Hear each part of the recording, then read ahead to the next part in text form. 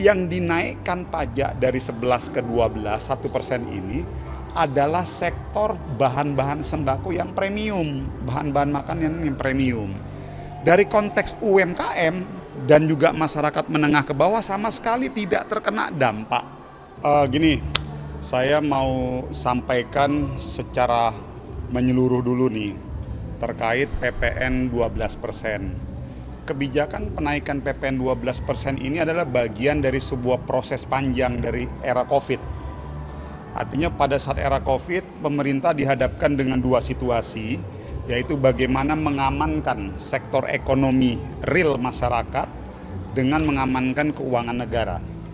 Nah, salah satu kebijakan penaikan PPN 12% ini adalah bagian dari kompensasi dulu.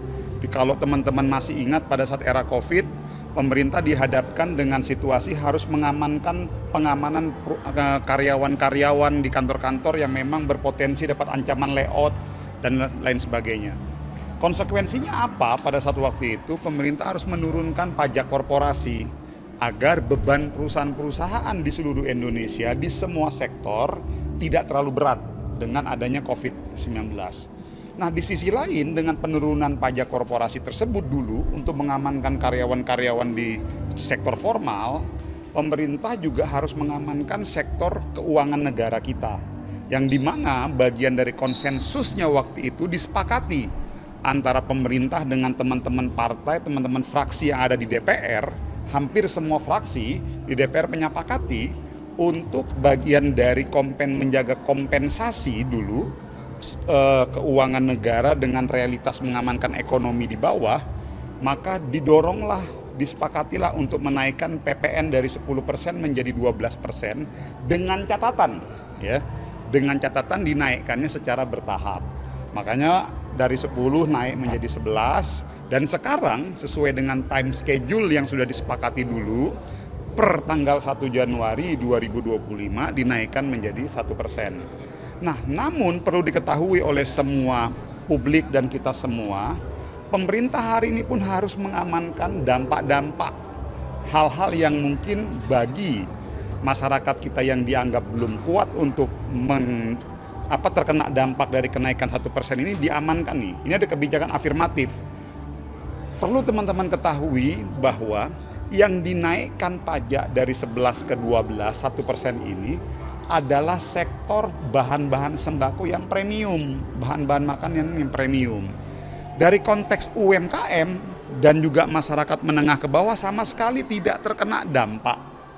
Jadi saya harus luruskan ini loh, saya sebagai Menteri UMKM ingin menyampaikan bahwa dari sektor UMKM, dari sektor masyarakat menengah ke bawah tidak terkena dampak.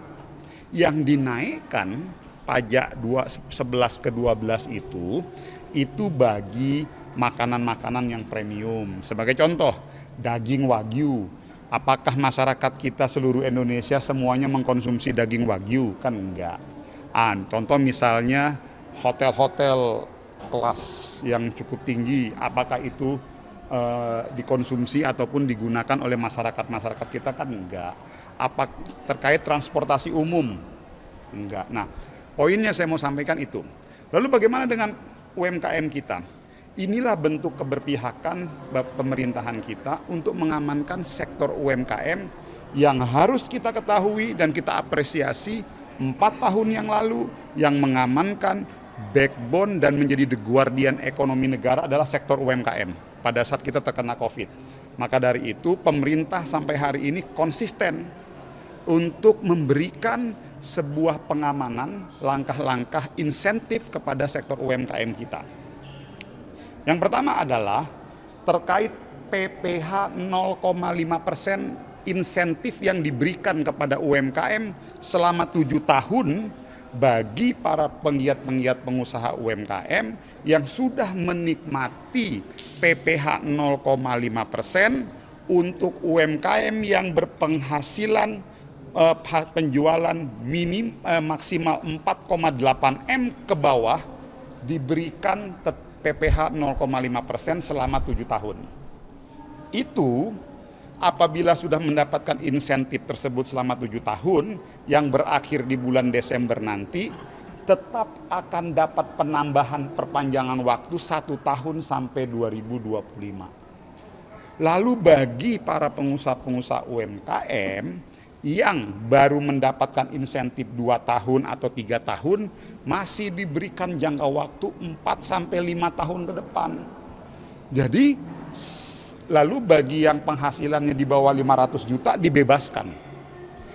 Inilah bentuk kontribusi pengamanan dari pemerintah. Jadi clear ya, dengan adanya kebijakan PPN 12%, masyarakat menengah dan ke bawah itu sama sekali nggak kena dampaknya. Itu, jadi saya mau sampaikan itu kepada semuanya supaya ini tidak ada simpang siur.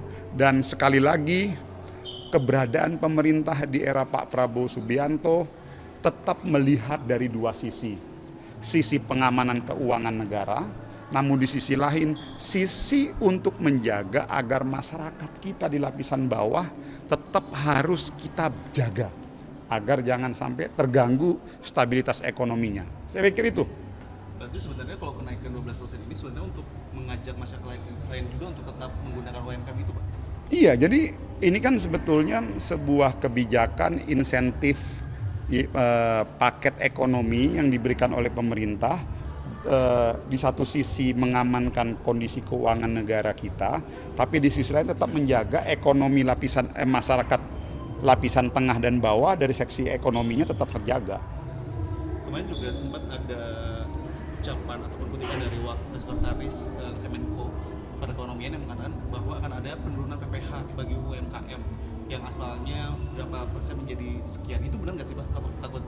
Saya luruskan, bukan asal dari berapa persen. Jadi nilai plafonnya.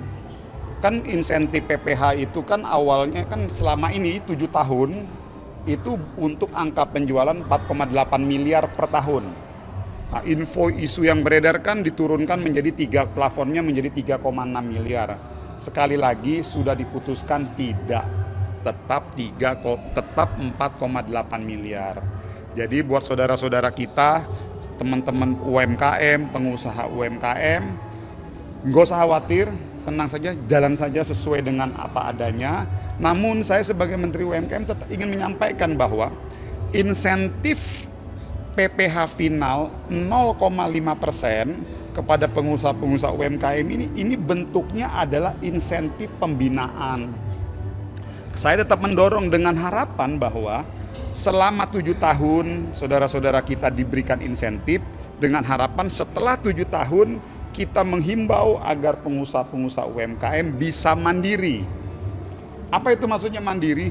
Keluar dalam menggunakan PPh normal dengan perhitungan yang seperti ada sekarang, lalu tetapi dikalikan dengan net profit. Itu harapannya ke sana tuh.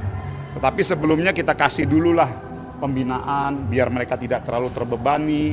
Dari awal mereka mulai berusaha tidak kita bebani. Jadi kurang lebih begitu. Dan ini sesuai dengan aspirasi. Jadi selama begini Mas, selama saya 2 bulan menjadi menteri, saya turun ke bawah, saya dapat aspirasi, rata-rata mereka meminta 2 hal.